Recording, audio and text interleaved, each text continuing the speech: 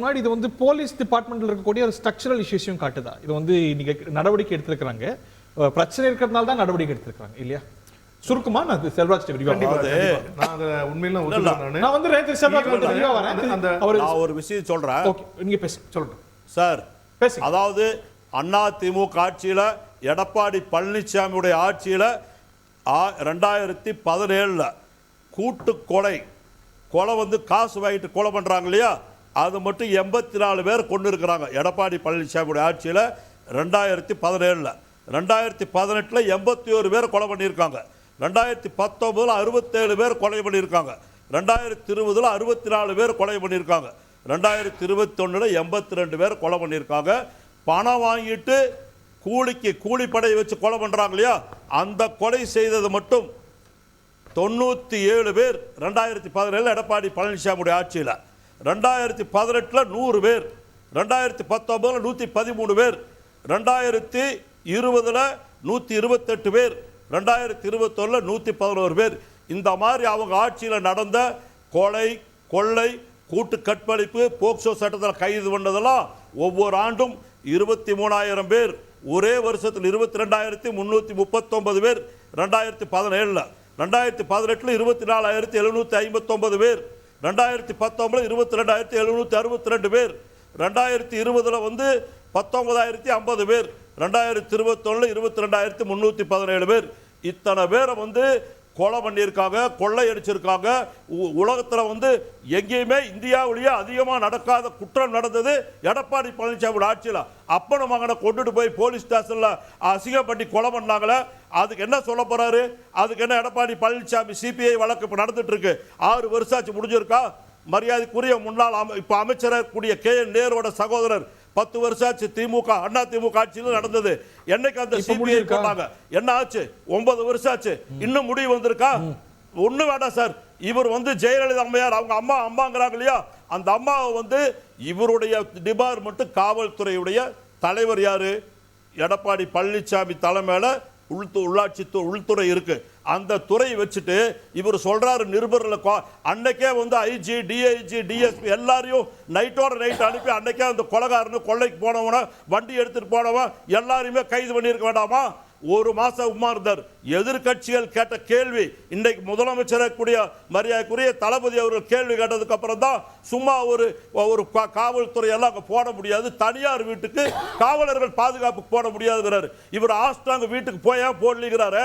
ஒரு முன்னாள் முதலமைச்சர் உங்க கட்சி தலைவர் வீட்டுக்கு காவல்துறை வந்து தனியார் வீட்டுக்கு போட முடியாதுன்னு எடப்பாடி ஒரு முதலமைச்சராக இருக்கும்போது சொல்றாரு. உங்களுக்கு வெக்கமா இல்லையா? யோசனை பண்ணி பாருங்க. நீங்க எப்படி சார் வந்து பேசுறீங்க? கேவலம் இல்ல உங்களுக்கு எல்லாம்? அதாவது எடப்பாடி பழனிசாமி நிலைமை என்ன? 4 வருஷம் முதலமைச்சர் இருக்கும்போது அந்த அம்மா வழக்குல சிபிஐ வழக்கு போட்டுக்க வேண்டியதானே? இன்னைக்கு நீ கள்ளக்குறிச்சி கேக்குற எல்லாத்துக்கும் கேக்குறியே, ஏன் அன்னைக்கே போட்டுக்க வேண்டியதானே? அந்த அம்மா வழக்குல போட்டு கைதிகளை கைது பண்ணி, ஏன்னா நீங்களே சம்பந்தப்பட்டவங்க. உங்க வீட்டுக்கு தான் இந்த டாக்குமெண்ட் எல்லாம் கொண்டு வந்திருக்காங்க. விடிவு காலம் வரும், இன்னொரு 6 மாசத்துல யார் குற்றவாளி தெரியும், அப்ப பாத்துக்குவோம். அது மட்டுமா? பொள்ளாச்சியில் 510 பெண்களை மானபங்கப்படுத்தி போக்சோ சட்டத்தில் கைது பண்ணாங்களே, சிபிஐ வழக்கு இருக்கு. என்னாச்சு? 6 வருஷம் முடிஞ்சு 7வது வருஷம் தீர்ப்பு கொடுத்துட்டாங்களா? என்ன சார் சொல்றீங்க? அந்த பெண்களுடைய வாழ்க்கை தரத்தை யார் கெடுத்தது? அதிமுக ஆட்சியில் எத்தனை பேர் முன்னாள் அமைச்சர், முன்னாள் அது பேர் சொன்னா இங்க யாரும் உட்கார்ந்து பேச முடியாது. அத்தனை பேர் குற்றவாளிகளை சேர்ந்திருக்காங்க. அது விரைவில் அது தீர்ப்பு வரும்போது தெரியும். இந்த அளவுக்கு செஞ்சது மட்டுமல்ல, மரியாதைக்குரிய பசுபதி பாண்டியன் அவர் 2012 அந்த தண்டனை என்னாச்சு? நான் கேட்கிற பதில் சொல்லுங்க சார். அது என்ன சார் ஆச்சு? சொல்லுங்க சார் பாப்போம். அது மட்டுமா சார்? மரக்காணத்தில் கடுமையான பிரச்சனை.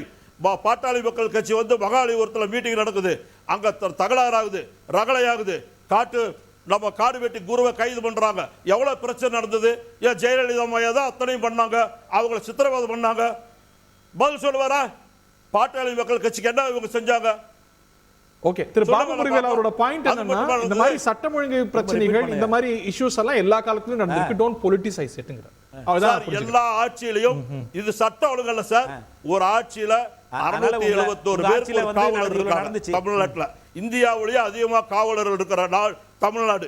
இன்னைக்கு இருக்கிற சூழ்நிலையில எங்காவது இந்த மாதிரி பிரச்சனைகள் நடந்தா, நடவடிக்கை எடுக்காம இருந்தால் அரசுடைய காவல்துறை எந்த நடவடிக்கை எடுக்கலைன்னா நீங்க பதில் சொல்றது தயாரா இருக்கிறான். காவல்துறை கடுமையா நடவடிக்கை எடுக்குது. இரவோடு இரவா 8 பேர் வந்து கைது பண்றாங்க, மறுபடியும் 3 பேர் பண்ணியிருக்காங்க. பல கோணங்கள்ல 10 டீமா போய் இன்னைக்கு பாட்டி எல்லாருமே அவங்க வந்து தெளிவா போயிட்டு இருக்காங்க. அது என்ன செய்யறாங்கிறத வெளியே சொல்ல முடியாது. அந்த அளவு காவல்துறை நடவடிக்கை போயிட்டு இருக்கு.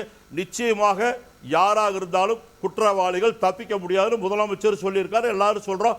இதை வந்து அரசியலாக்கி ஆதாயம் பண்றீங்களே, நான் தெரியாம கேட்கிறேன். எடப்பாடி பழனிசாமி ஆட்சியில் நடந்து இன்னும் துப்பாக்கி சூடு நடந்துங்க நல்லா சித்தனம் சொன்னார். அது மட்டும் இல்ல, குருவி சுடுற மாதிரி சுட்டீங்களா சார் போலீஸை வச்சு? டிவியில பார்த்தா தெரிஞ்சங்கிறீங்க. அந்த துறையோட அமைச்சர் நீங்க, உங்களுக்கு வெக்கமா இல்ல, ஒரு ரோசம் இல்ல? எப்படி சொல்ற எதிர்க்கட்சி தலைவர் வார்த்தைகள்ல நீங்க குற்றச்சாட்டு வைங்க, வார்த்தைகள் கவனமா இருக்கு. திரு பாபு முருகன் என்ன, நான் ஒண்ணு தப்பா பேசலையே. அவர் பேசுறதை விட கம்மியா தான் பேசியிருக்கேன் நான். ஓகே ரைட், எல்லாருமே கவனமா பேசும். திரு முருகவேல் ரொம்ப சுருக்கமா, தென் மற்றவங்கள்ட்ட சுருக்க மாட்டோம். 20 செகண்ட்ஸ். அதான் இந்த வெக்கம், மானம், சூடு, சொர்ண, ரோஸ் எல்லாம் திமுக காரணங்க பேசவே கூடாது. இல்ல எதுவுமே கிடையாது. Please please please.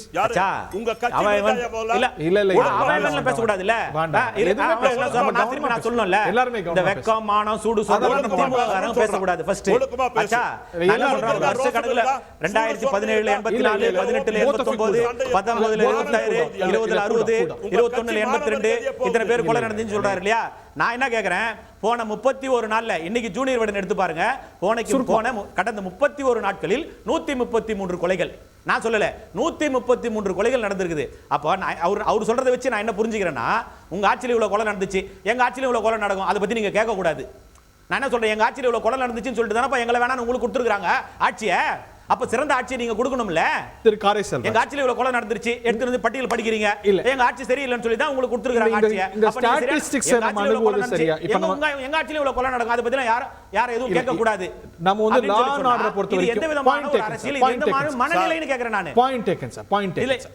அதுதான் நான் சொல்றேன், இதுதான் திமுக புரியுதுங்களா? அதாவது எங்க இதுல கொலை நடக்கும், எங்க இதுல ஓகே பாயிண்ட் மேக் செல்வராஜ் 20 வினாடிகள், அப்புறம் மற்ற ஒரு நிமிஷம் சுருக்கமா 20 வினாடிகள். ஒரே ஒரு நிமிஷம். அதாவது ஒரே நீங்க கேட்டீங்கன்னா அடுத்த உள்ள பிரியா வர பாபு இல்ல போலீஸ்காரங்க ஏத்துக்க முடியாதுன்னு இல்ல காவல்துறை மெத்தன போக்கோடு இருக்கிறது நான் சொல்லல சார். ஆடிட்டர் இந்த இருக்கக்கூடிய பொதுப்பணித்துறை அமைச்சர் ஏவா சொல்றாரு, காவல்துறை மெத்தன போக்கோடு செயல்பட்டு இருப்பதன் காரணமாகத்தான் கள்ளக்குறிச்சியில இது போன்றே நடந்திருக்கிறது, கள்ளச்சாராய வியாபாரம் நடந்திருக்கிறது. நான் சொல்லல, மத்தவங்கள்ட்ட போனா நான் சொல்லல, ஏவா மெத்தன போக்கோடு நடந்து கொண்டிருக்கிறது, காவல்துறை யாருக்கு இருக்கிறது. Okay both of you cool down. இது ஒரு சுருக்க மத்தவங்கள்ட்ட பேசுவோம். Point taken. கூட்டு பொறுப்பில் இருக்கக்கூடிய இருவரும் கட்சி தலைவருடைய ஊர்ல தான் கள்ளச்சாராய. Okay both of them off the screen at காரை சொல்லுங்க. cool down both of you. கட்சி தலைவர் இருவரும் கூல் டவுன். மீண்டும் வர மன்னிக்கணும், மத்தவங்கள்ட்டயும் போணுங்கிறதுனால. எந்த அரசா இருந்தாலும் நம்ம இந்த விவரங்கள், இந்த மாதிரி ஒரு குற்ற சம்பவம் நடக்கும்போது ஸ்டாட்டிஸ்டிக்ஸ் கேட்போம். மற்ற இப்ப அந்த ஆட்சியில நடந்தது, போன வருஷம் இது அப்படின்னு.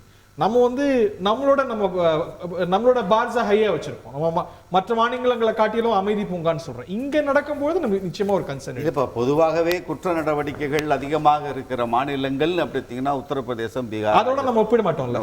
நம்மளோட ஒப்பிடுவோம், நம்ம அமைதி பூங்கா தான். இல்ல நான் வர்றேன். உத்தரப்பிரதேசம், பீகார், ராஜஸ்தான் இந்தியாவிலேயே அதிகமாக குற்றங்கள், கூலிப்படை, கொலை, கொள்ளை, மதவாத வன்முறை, சாதிய வன்முறை அதிகமாக நடக்கிற பாலியல் வன்முறைகள மாநிலங்கள் அந்த 3 மாநிலங்கள் தான். செய்திகளை உடனுக்குடன் தெரிந்து கொள்ள உடனே சப்ஸ்கிரைப் பண்ணுங்க.